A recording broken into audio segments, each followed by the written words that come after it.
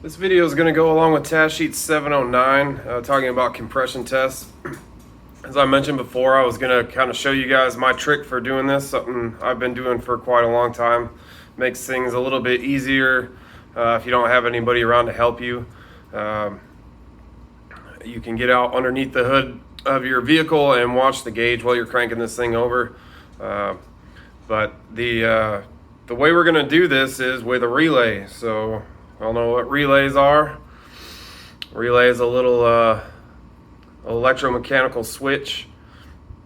But if you look at the bottoms of these, there's a couple little tabs on the top and the bottom, and you can pop this cover off and you end up with something like this. This is what the inside of a relay looks like if you've never seen one before. You'll notice on the side here is the contact. You can move that with your finger. So when I do a compression test, if I can, this isn't something you can do on every vehicle, but you can do it on quite a few.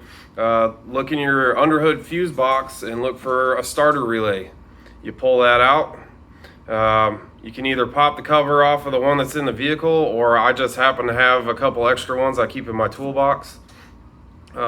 Put your uncovered relay in there, and while you're under the hood, just reach over there and close the contacts, and it's going to crank this engine over. And the reason why I like to do it that way, I mentioned before, we had problems with our active fuel management system. So sometimes one of those lifters would collapse and you'd miss a compression stroke, and you can stand out there and watch the gauge and see that versus being inside of the car, maybe trying to peek under the little gap in the hood to watch your gauge, or grabbing a coworker or something like that. So you can be out there with the gauge this way. Another thing I like to use this for, doing engine mechanical stuff. I mentioned that we had a lot of camshaft and lifter problems. Well, if I had a cylinder head off and I was trying to inspect camshaft through the lifter bores, small little holes you're trying to look through, it's really hard to crank that engine over by hand and then jump back up in there and look down that same bore. So I'd kind of jump up in under the hood and reach over there and hit this relay just once or twice, just to get the engine to turn just a little bit so I could see the entire side of the camshaft. And you can do that and go down the line if you need to look at every single lobe on that camshaft. So I've used these in a various different ways. It's pretty handy. Like I said, it's a little harder to do on some of the newer cars. They may not even have a starter relay, or they may have what we'd call a solid state relay, so there's no contacts inside to close. But where it is handy on newer cars, if you can do this, is if you have a car with a push button. Usually with a push button start, it's going to crank as long as it wants to crank. So if you're trying to hit 4 or 5 beats on this engine, it's really difficult to do that with a push button, but you can do it with a relay. So I'm going to switch over to the truck here and show you guys how this works. So we're out here under the hood of the truck. The first thing, I guess it doesn't really matter what order you go in, but you can see we've got our compression gauge hooked up, ready to go. Here is my underhood fuse block cover. So we're looking at this starter relay right here. I've already got it pulled out, and I have my my other relay in place. So we are ready to do a compression test. And another good thing about doing it this way is you don't have the key on. You don't have to disable the ignition in any way because your ignition's off. You don't have to worry about disabling fuel or any of that kind of thing. So this thing isn't going to start. It's not going to fire the injectors. It's not going to do anything but crank over the engine. One more thing to note, anytime you do this, we have to pull a spark plug wire off. And especially on a little bit older vehicles like this, these things come apart pretty easy. So this wire came off really easy. A lot of times they get stuck on there. This one didn't, but it left the end of the wire on the end of the spark plug. So anytime you're pulling wires off, you got to be prepared to let your customer know that they may need to buy some wires. Luckily on these trucks you can get single wires. So it's about $10, should show up tomorrow. So we've got our gauge here, and we're just gonna crank this thing over. So all we do is we reach over here, close our contacts,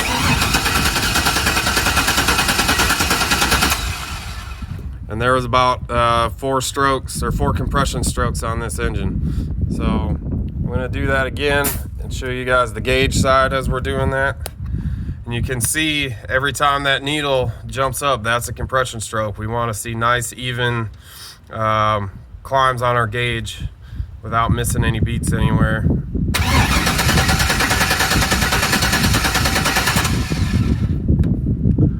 So we've got a little bit over 150 on this thing, about right at 150.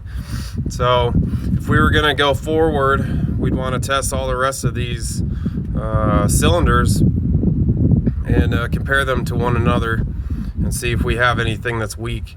Now obviously, if you have a really bad misfire, you have a dead cylinder that you can identify with a scan tool, you wouldn't necessarily need to hit every single cylinder. You go to the one that's being called out as a misfire, and you can check that cylinder alone. And if you have 0 compression, then obviously you're in the right spot. There's not a whole lot of need to hit every other cylinder unless you think you have something else going on.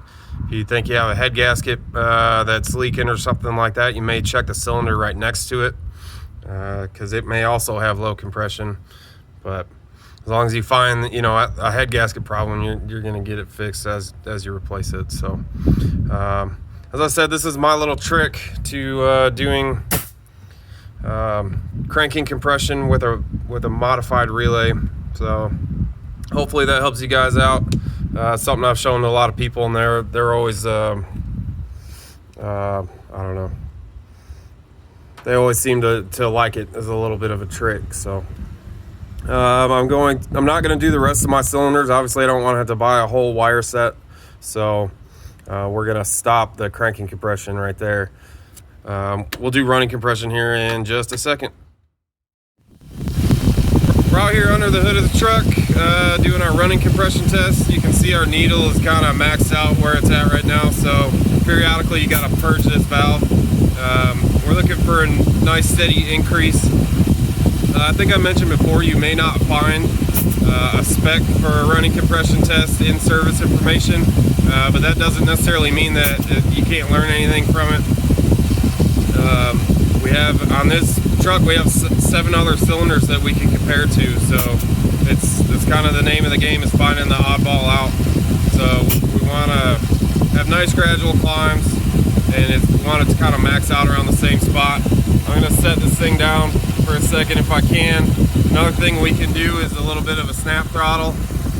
It's going to be kind of hard to do one-handed, but we're going to purge this open. We're going to crack that throttle plate open. Give a big old gulp full of air, so you can see we're hitting a little bit higher than we used to. So it's another thing when we're doing this running compression test, you want to do that on all cylinders, make sure that we're hitting about the same marks on everything. But that's it. It's pretty simple. It's pretty close to being the same as a cranking compression test, but we're going to fire this thing up and compare to other cylinders. I think that's going to wrap up our video for this test sheet, so on to the next.